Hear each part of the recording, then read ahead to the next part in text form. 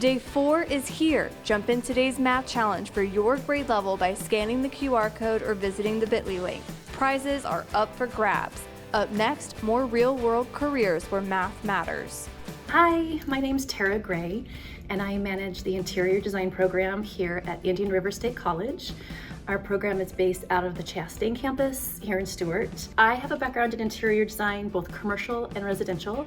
I have a degree from the Art Institute of Colorado, which is where I am from originally.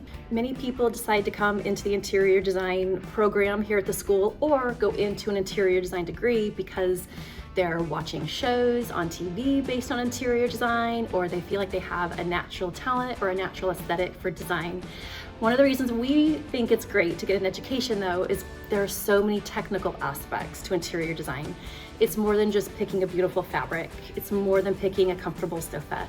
There's so much more that goes into it. And that is partially why I'm speaking to you today, because math is actually a really important part of what we do. Two of our main tools that we use in interior design are tape measures. So we have to understand feet and inches. We have to understand distance, how long a room is by how wide a room is, which equals the square footage of a space.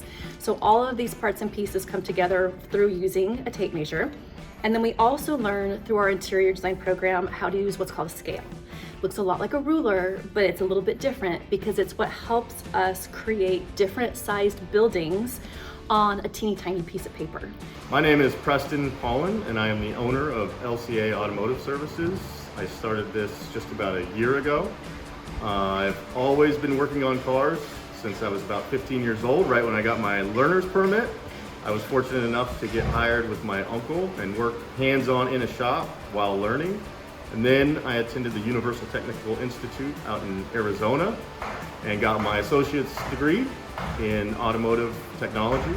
Working on cars involves a ton of math, from the simplest math of just adding up lengths of units and measurements, all the way to complicated suspension design and theory.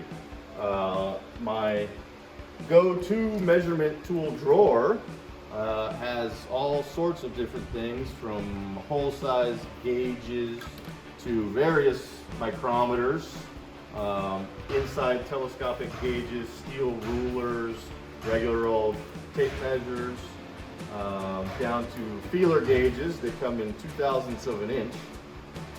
I use my trusty dial indicator every day because when you're working on cars, you will find issues such as this part that caused a fuel leak on a vehicle, and it was all because of this O-ring here was actually 20/1000ths smaller than it was supposed to be, and that is what 20/1000ths of an inch looks like.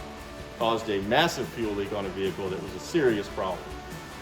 Some of the more complicated math that is used when working on vehicles involves the suspension system, more specifically the alignment and steering, because you have to have your suspension system and your steering system in line with each other as you travel down the road. This tire is going to move up and down.